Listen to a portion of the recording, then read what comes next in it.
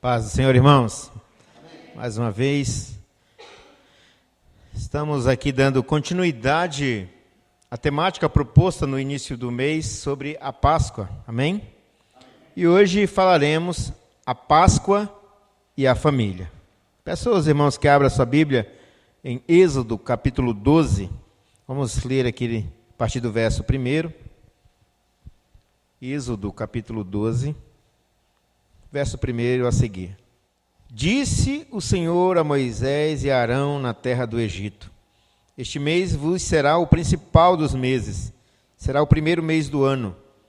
Falai a toda a congregação de Israel, dizendo: Aos 10 deste mês, cada um tomará para si um cordeiro, segundo a casa dos pais, um cordeiro para cada família. Mas se a família for pequena, para um cordeiro, então, convidará ele o seu vizinho mais próximo, conforme o número das almas, conforme o que cada um puder comer.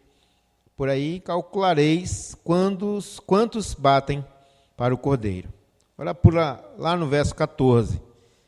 Diz: E este dia vos será por memorial, e o celebrareis como solenidade ao Senhor. Nas vossas gerações o celebrareis por estatuto perpétuo. Amém? Poder sentar em nome de Jesus. Como eu sempre costumo dizer, fique à vontade, mas não disperse. Talvez alguém pense assim, mas vai falar sobre Páscoa de novo, né? Já passou, já comi o ovo. Tem uns que guardam lá um pedacinho e fica beliscando, né?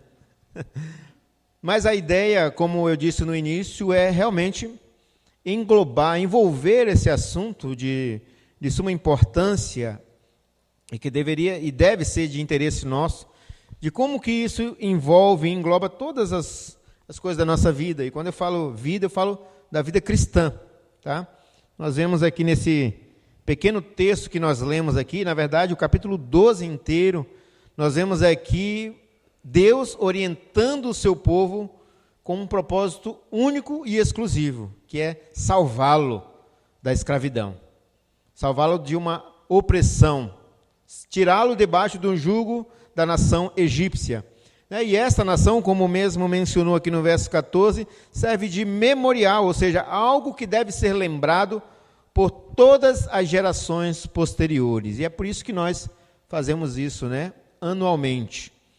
É claro que nós temos aqui algo que nos impede de trazer um entendimento mais profundo sobre o seu real significado, porque, afinal de contas, estamos aqui, como é que se diz, sujeitos a uma série de informações que nada tem a ver com a Bíblia.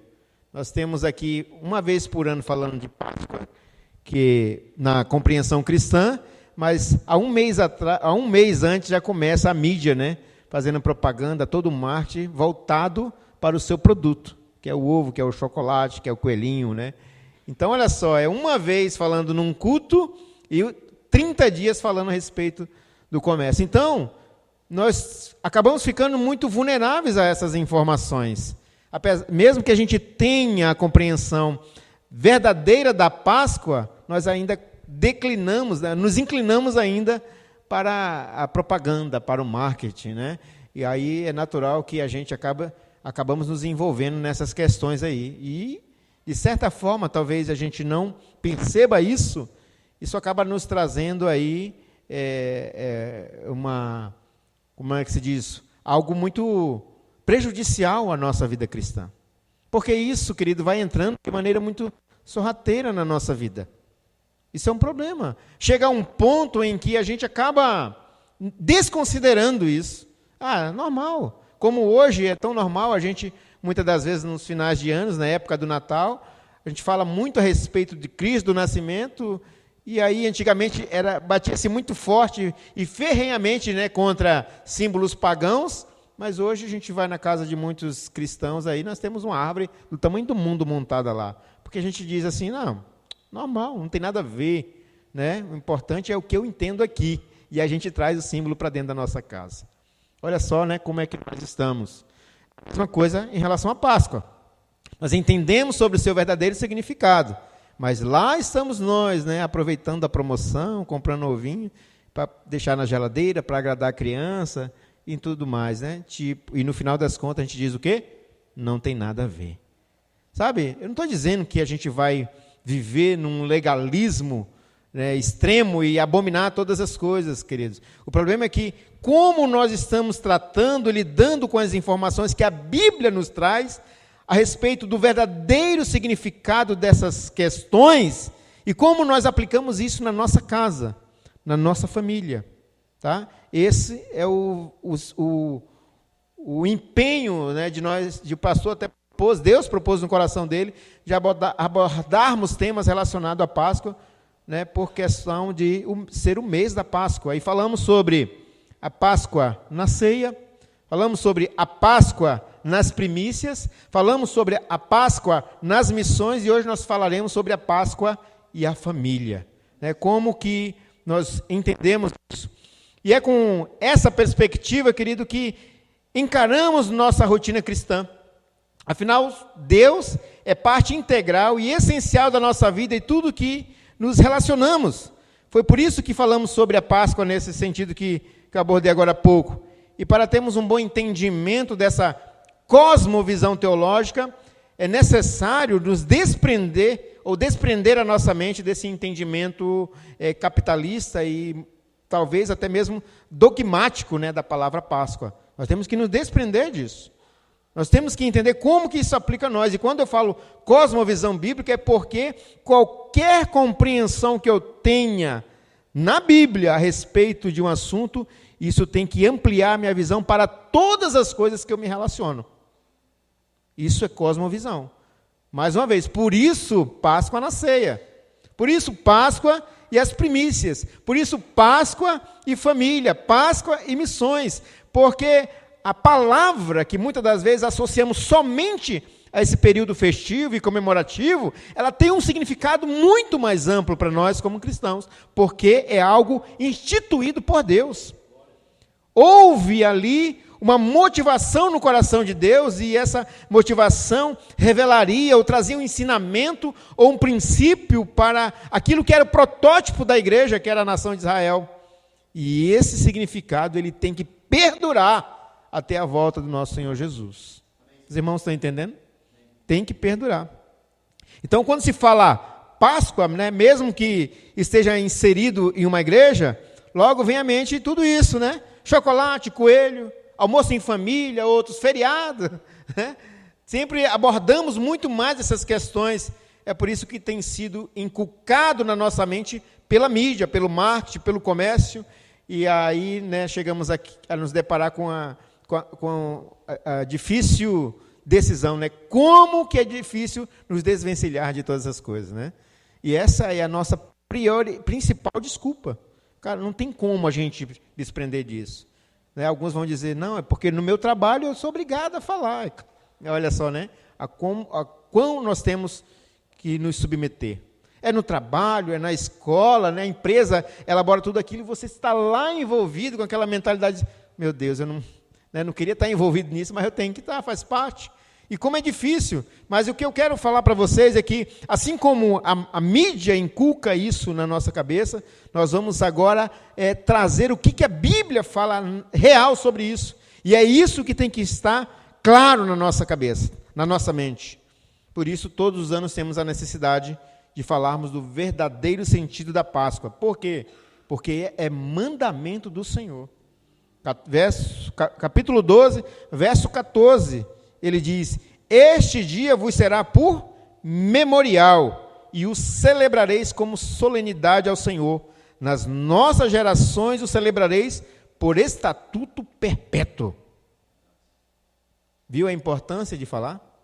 E quando o Senhor traz este mandamento para a nação de Israel, ele acaba de trazer orientações específicas para como o povo iria lidar para algo que estava iminente, que ia acontecer ali. Deus iria livrar o povo, Deus ia trazer a ira dele sobre a nação que subjugou o seu povo, ia livrar o seu povo, ia levá-lo para uma nova terra, uma terra prometida, claro. E como não lembrar de todas as questões e como não dar glória a Deus por isso? Né? Então, e um dos meios que Deus usou para ensinar o seu povo, né, e e ensinar esses princípios e toda essa verdade, e a verdade que nunca devia ser esquecida, são essas instituições, são cerimoniais, são símbolos, são sacrifícios que Deus usa para que, de uma maneira pedagógica, Ele vá ensinando, instruindo o seu povo para que, um dia após o outro, isso fique guardado na mente do povo. E todo o tempo, não uma vez por ano, todos os dias, seja lembrado o que o Senhor fez por nós, desde o início da história. Amém? E mesmo que hoje façamos, como a irmã Leandra falou, eu lembrei agora, façamos distinção, e há essa distinção de fato sobre a Páscoa judaica e a Páscoa cristã, no final das contas, queridos, é a mesma Páscoa. É o mesmo Senhor. Só que ainda hoje eles celebram, a única coisa que eles celebram é o livramento da escravidão, do jugo egípcio.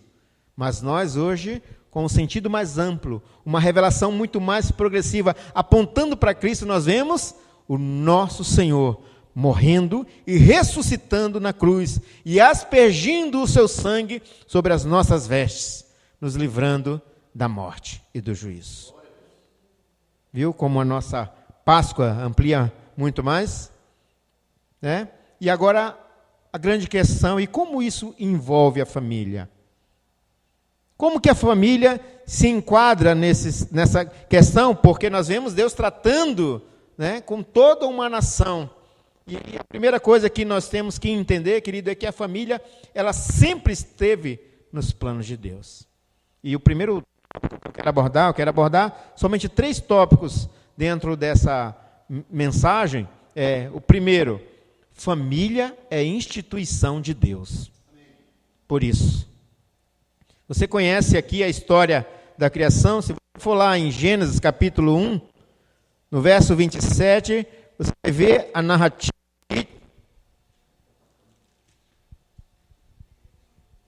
A narrativa aqui que fala a respeito disso. No verso 27, criou Deus, pois o homem, a sua imagem, a imagem de Deus o criou. Homem e mulher os criou. E Deus os abençoou e lhes disse: sede fecundos, multiplicai-vos, enchei a terra e sujeitai-a. Dominai sobre os peixes do mar, sobre as aves dos céus e sobre todo animal que rasteja pela terra. Deus está falando aqui com a família. Então, família é instituição de Deus. E este enunciado aqui, nesta perícope, nos dá a certeza de que Deus tem um plano especial para as famílias. Homem, mulher, filhos, se assim Deus permitir. Tem casal que não tem filho, mas é da vontade de Deus. Não há uma regra aqui, mas o que ele está dizendo é que a família que se junta para glorificar a Deus. Mas a grande questão aqui é o padrão para isso, é o que foi instituído por Deus na criação. E ainda que o homem esteja em um estado caído, longe da vontade de Deus, preservar este princípio é essencial para a subsistência da raça humana. Independente se ele é caído ou não, é algo instituído por Deus. E para que a nação, a raça humana subsista, mesmo longe da vontade de Deus, ela no mínimo deveria cumprir com esse propósito, honrar este propósito, ou viver debaixo deste propósito, que é preservar a família. Mas, quando nós olhamos para o mundo lá fora, o que nós vemos? A família se dissipando, a família se perdendo, a família se desfigurando. Quando olhamos para o mundo lá fora, o padrão de família não é mais o mesmo instituído por Deus. Ela tomou outras figuras, ela tomou outras formas. O homem criou o padrão de família segundo a sua própria concepção. E a concepção caída. Porque não importa o que Deus instituiu, o que importa é o amor. Não é assim que nós ouvimos? O que importa é o amor. Desde que haja amor, a família. Independente se é mulher, homem, mulher, mulher, pai e filha, ou vice-versa, ou homem e animais. Independente, houve o amor, é família. E isso estão querendo inculcar na cabeça da humanidade, da sociedade em geral. Quantas vezes já ouvimos que a família, né, pelo menos pelos homens, sendo estudiosos, ele diz, olha, a família é o pilar, é um dos pilares da sociedade. Porque sabe-se que quando o homem, a mulher e os seus filhos exercem o seu papel instituído por Deus, querido, como eu já disse, mesmo distante da vontade de Deus, ele ainda vai ser preservado. A misericórdia de Deus ainda está estendida sobre a vida desta família e o preserva. O preserva para que no tempo devido a graça de Deus se manifeste sobre eles. É quando o homem exerce o seu papel de homem, que ele é um homem muito mais, como é que se diz? Mais produtivo no trabalho, na sociedade. É quando a mulher exerce o seu papel como mãe, como esposa, que ela é mais produtiva na sociedade, ela é mais produtiva na família, por isso a família é o pilar da sociedade. Quando esse pilar se desfaz, não há base nenhuma para a resistência. Não há base. Isso porque família é cada um exercendo o seu papel. Mas como sabemos que o homem está cada vez mais, jamais vai preservar essa instituição, esse papel cabe à igreja. Cabe a nós. Nós que fomos chamados por Cristo, selados pelo Espírito Santo, que agora temos uma compreensão bíblica a respeito do propósito de Deus, nós que vamos para a Escritura e vemos todos os princípios que Deus estabeleceu dentro da sua Escritura, e resolvemos, pelo Espírito Santo, observar tudo que Ele nos orienta a fazer, é que vamos agora restaurar esse propósito criativo e fazer da família a verdadeira instituição de Deus, para que Deus seja glorificado através dela, para que Deus seja reconhecido através dela. E é claro, nas entrelinhas, existe uma série de orientações, particularmente para cada indivíduo, para o homem, para a mulher e para o filho, mas no geral, a orientação priori é: homem, cumpra o seu papel, que a Bíblia lhe orienta a fazer; mulher, cumpra o seu papel, que a Bíblia lhe orienta a fazer; filhos, cumpram o seu papel, que a Bíblia lhe orienta a fazer. E dessa maneira, vamos ser o padrão de família verdadeiro, o padrão que Deus estabeleceu. Então, a primeira coisa, família é uma instituição de Deus. Israel era uma nação, nós sabemos, nós lemos aqui, mas Deus cuida da família de forma muito direta e particular. Observe no texto que nós lemos em Êxodo, capítulo 12, a orientação é para toda uma nação. Mas ele diz aqui, no verso 4, ou seja, Deus tem um cuidado com cada grupo específico. Ele diz, mas, aqui no capítulo, verso 2, verso 3, parte B, aos 10 deste mês, cada um tomará para si um cordeiro, segundo a casa dos pais, um cordeiro para cada família, para cada grupo. Mas se a família for pequena, para um cordeiro, então convidarás ele, o seu vizinho mais próximo, conforme o número de almas. Observe que Deus tem um cuidado particular com a família. Senão ele tinha dado orientações de maneira muito geral, para a nação no todo. Sim, existe essa orientação, mas ele vai agora colocar uma lupa aqui e cuidar da família. Da família.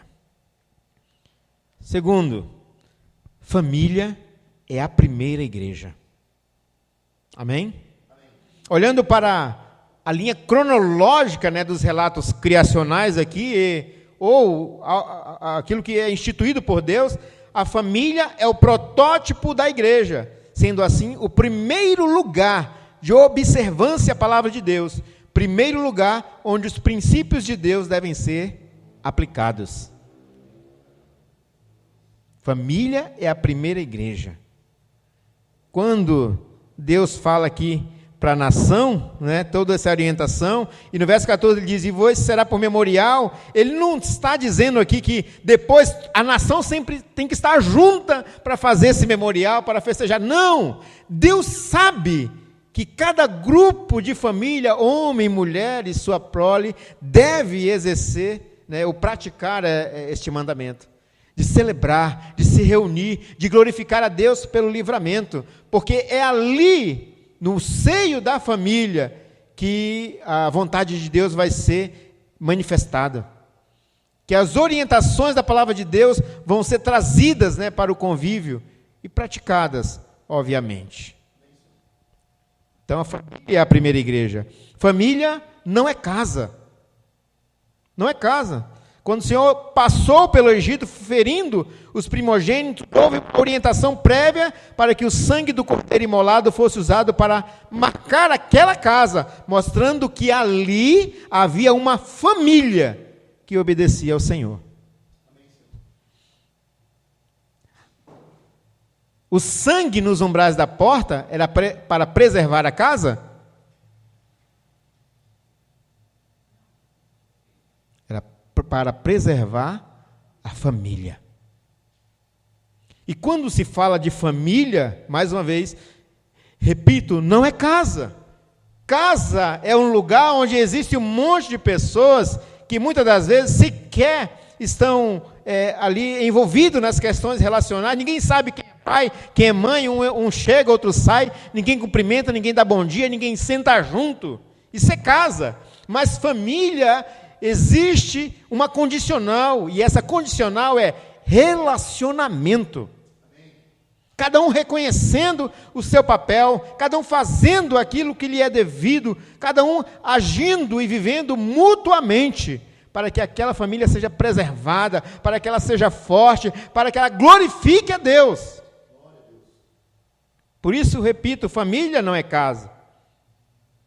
Que havia relacionamento entre eles, havia algo em comum, como Atos capítulo 4, verso 32, por exemplo,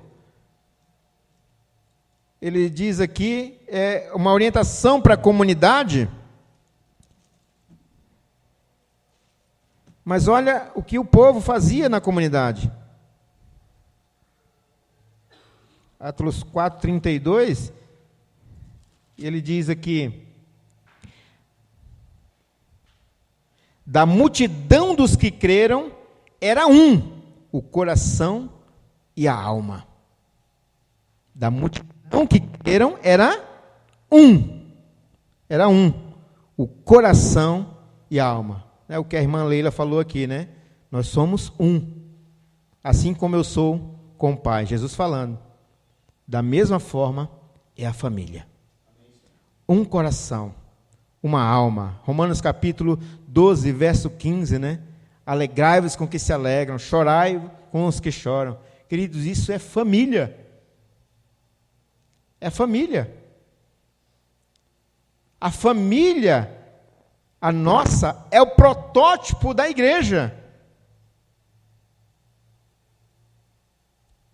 O que a família exerce em casa, tudo bem, nós recebemos orientação aqui, né? Mas lá nós praticamos aquilo que nos é orientado aqui e vice-versa. Depois nós trazemos isso para cá e há um relacionamento contínuo. A minha família lá, com a minha família que cresce aqui, tudo é família.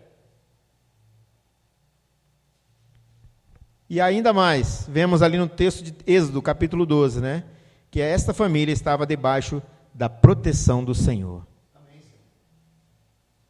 Debaixo da proteção do Senhor. E lá, em Deuteronômio, capítulo 6, depois de tudo acontecido, há uma orientação da parte de Deus para que eles lembrem, para que eles meditem, para que eles repassem para os seus descendentes tudo aquilo que o Senhor fez por eles. Sabe quando a gente faz isso? Quando nos reunimos como família. Terceiro e último. Primeiro foi família é instituição de Deus. Segundo, família é a primeira igreja. E terceiro, é na família que celebramos e relembramos a verdadeira Páscoa. Amém? Até hoje, na celebração judaica, na celebração de Páscoa, ela começa com a família reunida e o mais novo, ele faz uma pergunta. E a pergunta dele é muito simples, ele pergunta, o que é Páscoa? E aí então a família se reúne num jantar que se chama Seder, né, e tem ali outros, né, a mesa conta com alguns alimentos que já viraram cultura, né, para essa celebração. E aí então o chefe da família, ele vai contar a história de como tudo sucedeu. Ele vai contar aonde eles estavam, como eles se encontravam, debaixo do jugo de quem como escravos, e até que um dia Deus levanta um homem para libertar o seu povo. E eles contam toda a história, né, todo passo a passo ali. E a primeira coisa, depois que eles se reúnem, que eles precisam lembrar, e isso é muito importante para eles, era do cordeiro, que deveria ser imolado, para que o seu sangue fosse passado nos umbrais da porta. Aquilo para eles, até hoje, é motivo de glorificar a Deus, porque é um símbolo muito, muito forte. Lembra que todo pai de família precisava escolher o cordeiro perfeito para o sacrifício, não foi isso? Que Deus orientou lá em Êxodo capítulo 12, cada família pega um cordeiro, e esse cordeiro ele tem que ser perfeito. Eles lembram de tudo isso, lembraram que o sangue deveria marcar os umbrais das portas, para que quando o anjo do juízo passasse, quando a morte passasse, as suas casas seriam preservadas, eles seriam poupados, tudo isso eles lembram. Então, da mesma forma, da mesma sorte, e com essa perspectiva, queridos, é que nós devemos celebrar a nossa Páscoa. Mas não devemos esperar um ano para nos reunir e fazer isso. Porque a nossa Páscoa é Cristo. Ela é muito intensa, ela é muito evidente na nossa vida, ela é algo que tem que estar todo o tempo na nossa cabeça, então não podemos perder a oportunidade de toda vez nos reunir em casa, de sentarmos juntos, e naquela oportunidade, lembrar para a esposa e filhos o que Cristo fez por nós. De que como ele, sendo o Cordeiro perfeito, foi isso que João Batista falou, eis o Cordeiro, aquele que tira o pecado do mundo, foi esse Cordeiro que se entregou por nós. Ele foi imolado e o seu sangue foi aspergido nos umbrais do nosso coração, foi aspergido sobre as nossas vestes. E como família, reunidos, nós glorificamos a Deus por isso, porque chegará o momento em que chegou o momento que Ele passou por nós, aspergiu esse sangue, e a morte, ela já não tem poder sobre nós. Tragada foi a morte pela vitória. Onde está a morte, a tua vitória? Onde está a morte, o teu aguilhão? Ela não tem. Não tem. Ela pode nos levar fisicamente, mas eternamente ela não pode nos deter. Isso é promessa de Jesus. Ele disse: as portas do inferno não prevalecerão contra a igreja do Senhor.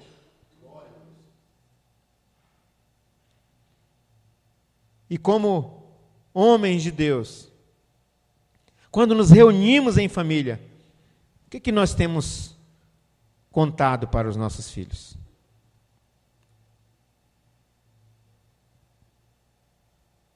O que nós temos celebrado com os nossos filhos?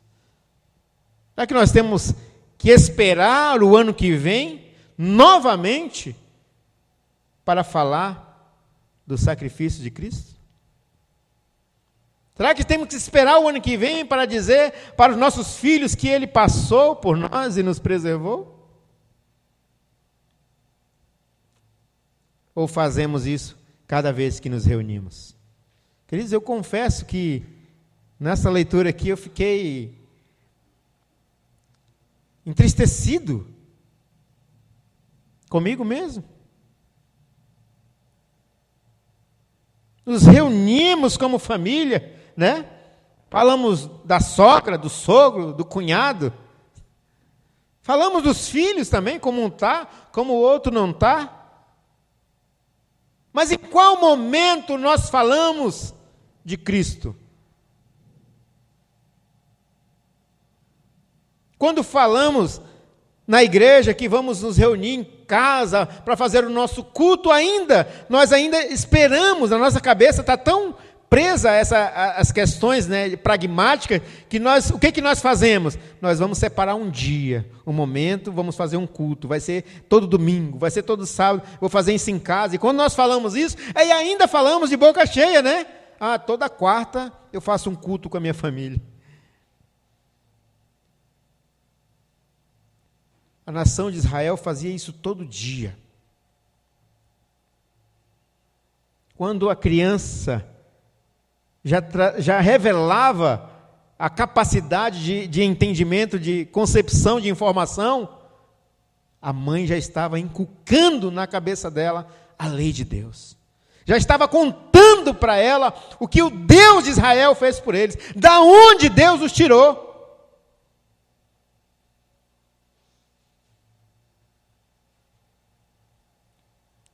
Capítulo 12, no verso 11, parte B, lá de Êxodo, depois das orientações que ele faz de que o comer naquela noite tão sombria e ao mesmo tempo tão gloriosa para a nação de Israel, ele diz: esta é a Páscoa do Senhor. Esta é a Páscoa do Senhor. Como que é a nossa Páscoa? Como é a nossa Páscoa em família? Essa é a mensagem que eu quero compartilhar com os irmãos nessa noite.